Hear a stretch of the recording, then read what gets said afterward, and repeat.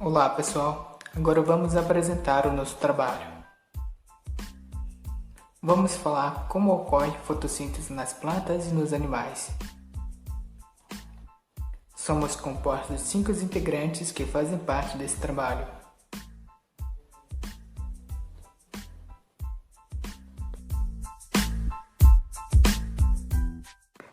Afinal, o que é fotossíntese? Fotossíntese, começando pela palavra, é uma junção de duas palavras: foto, luz, síntese, produção. Então, a fotossíntese é o processo de produção de um elemento orgânico na presença de luz, ou seja, precisa de luz. A fotossíntese ocorre em plantas, algas e cianobactérias. É o processo autotrófico usado pelo organismo para a produção do próprio alimento. É na fotossíntese que ocorre a produção da matéria orgânica na forma de glicose e também a transformação da energia luminosa em energia química. Esse processo vai acontecendo nos cloroplastos, organelas que, assim como a mitocôndria, apresentam membrana dupla. Nos cloroplastos temos tilacoides, organizados em lamelas, e é onde estão presentes os pigmentos fotossintetizantes. Também vemos o estroma, que é o espaço interno do cloroplasto. Os pigmentos presentes são clorofilas.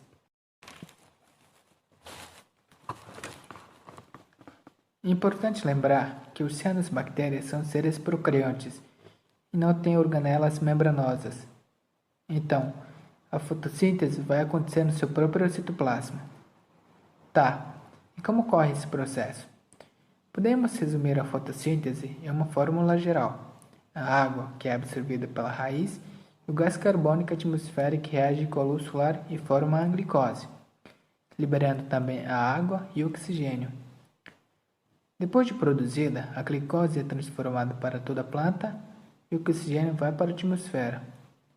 Bom, com mais detalhes podemos descrever a fase de fotossíntese, como fase fotoquímica e fase enzimática.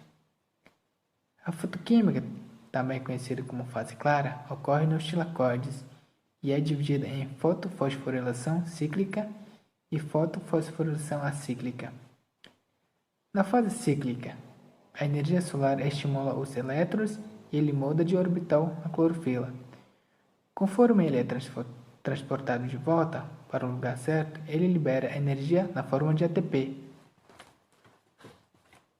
Já na cíclica, ao invés de voltar para a mesma clorofila, o elétron é capturado por transportadores chamados NADP+, e ao reagir forma uma molécula de NADP, mas não pode ficar elétron faltando, é claro.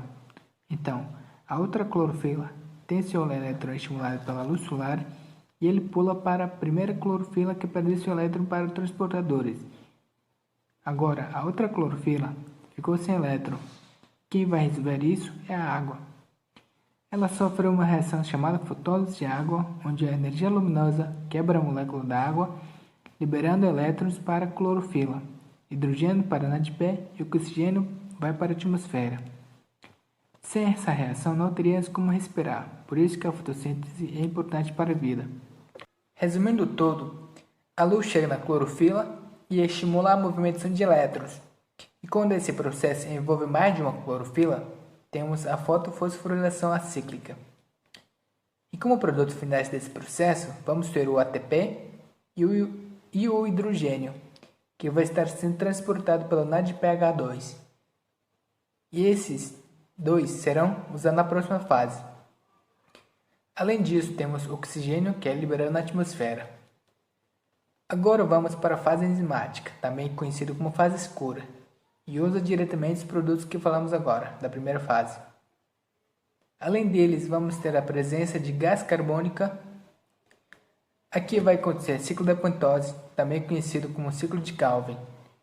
O gás carbônico reage com a ajuda de uma enzima conhecida como rubisco, e conforme a reação de ciclo vão ocorrendo, uma molécula de 3 carbono é liberada. Essa molécula é chamada de fosfogliceraldeído, ou pigal. Após a segunda volta, uma segunda molécula de pigal é formada, é aí que a química acontece.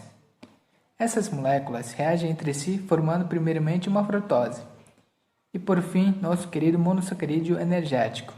A glicose. O que pode influenciar a taxa de fotossíntese são a luz, o gás carbônico e a água. São essenciais para que ocorra esse processo. Uma baixa quantidade de qualquer uma dessas três coisas pode diminuir a taxa fotossintética. A temperatura também vai influenciar a fotossíntese.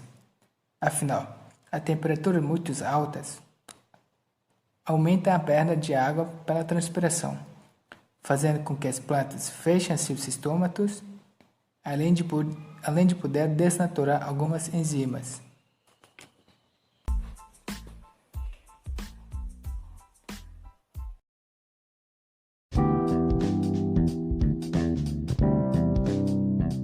Uma curiosidade sobre fotossíntese. Um cientista holandês, Cornelius van Niel, ficou famoso por sua descoberta dos vários tipos de fotossíntese em bactérias. Recentemente, pesquisadores concluíram que pulgões, uma espécie de afídeo, têm mais uma característica surpreendente: a capacidade de realizar uma fotossíntese primitiva. Até 2012, acreditava-se que além das plantas, apenas as algas e algumas bactérias fossem organismos fotossintéticos.